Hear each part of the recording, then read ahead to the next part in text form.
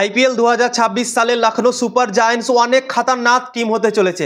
কোন জায়গাতে প্লেয়ার দরকার আছে এবং প্লেইং 11টাও বানিয়ে তোমাদেরকে দেখাবো এই ভিডিওতে। তো ভিডিওকে লাস্ট অবধি দেখতে থাকো। আর চ্যানেল নতুন হয়ে থাকলে চ্যানেলটিকে ফলো সাবস্ক্রাইব করে দেবে এবং লাইক শেয়ারও করে দেবে। তো চলো ভিডিওটাকে শুরু করি। আইপিএল 2025 সালে ঋষভ পান্টকে করেছিল ক্যাপ্টেন, 27 কোটি টাকায় তাকে কিনেছিল, কিন্তু ঋষভ পান্ট ঠিকঠাকভাবে পারফরমেন্স করতে পারেনি, কিন্তু টপ 3 ভালো খেলেছিল।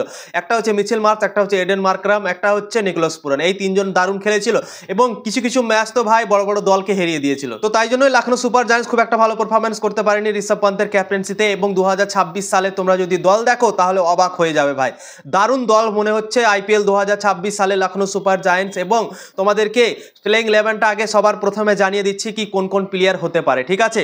1 নম্বরে মিচেল মার্শ, 2 নম্বরে এডেন মার্করাম, 3 নম্বরে ঋষভ পান্ট, 4 নম্বরে নিকোলাস পুরান, 5 নম্বরে আয়ুষ বাদুনি, 6 নম্বরে কিন্তু একটা প্লেয়ার লাগবে ভাই। সেই 6 নম্বরের জায়গাতে যদি একটা খতরনাক প্লেয়ার পেয়ে যায় তাহলে কিন্তু লখনৌ সুপার জায়ান্টস দল দারুণ করবে আইপিএল 2026 সালে। তো 6 নম্বরের জায়গাটাতে অপশন দুটো আমি বলছি তোমাদেরকে, সেই দুটোর মধ্যে যদি একটা প্লেয়ার পায় তাহলে কিন্তু লখনৌ সুপার জায়ান্টসের দল দারুণ হয়ে যাবে। একটা হচ্ছে লিয়াম লিভিংস্টোন, একটা হচ্ছে আন্দ্রে রাসেল। এই দুজনের মধ্যে যদি একজনকে পেয়ে যায় লখনৌ সুপার জায়ান্টস তাহলে কিন্তু ভাই তাদের দল একদম খতরনাক হতে চলেছে আইপিএল 2026 সালে। তো লিয়াম লিভিংস্টোন, আন্দ্রে রাসেলের মধ্যে 6 নম্বরের জায়গাতে আমি দুজনকে রাখছি, একজনকে আমি ধরছি, ঠিক আছে। তারপর 7 নম্বরে আব্দুল সামাদ, 8 নম্বরে হচ্ছে ময়ঙ্ক যাদব, 9 নম্বরে মহসিন খান, 10 নম্বরে মোহাম্মদ শামি, 11 নম্বরে দিগ্বিজয় সিং রাঠি। তো এই প্লেইং 11টা তোমরা দেখো কতটা খতরনাক মনে হচ্ছে। 1 থেকে 7 অবধি তোমরা দেখো লখনৌ সুপার জায়ান্টসের ব্যাটিং লাইন আপ কতটা খতরনাক মনে হচ্ছে, ঠিক আছে। তো শুধুমাত্র একটাই কাজ করতে হবে লখনৌ সুপার জায়ান্টসকে, এবং সেই কাজটা হচ্ছে ফিনিশিং এর জায়গাতে একটা ভালো প্লেয়ার নিতে হবে।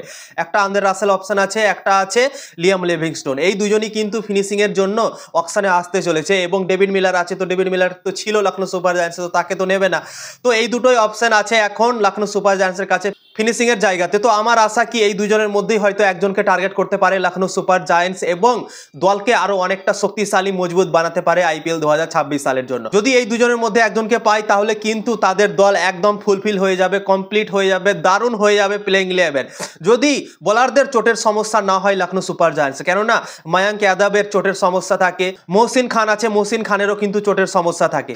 তো এই দুটো প্লেয়ারের চোটের সমস্যা, এই দুজন যদি ফিট থাকে পুরোপুরিভাবে আইপিএল 2026 সালে যদি খেলে সবগুলো ম্যাচ, তাহলে কিন্তু bowling line up, batting line up সব কিছুই কিন্তু ফুলফিল, এবং এই দলকে হারা খুবই মুশকিল হয়ে যাবে অন্যান্য দলের জন্য। তো তোমাদের কি মনে হয় অবশ্যই কমেন্ট করে জানাতে পারো।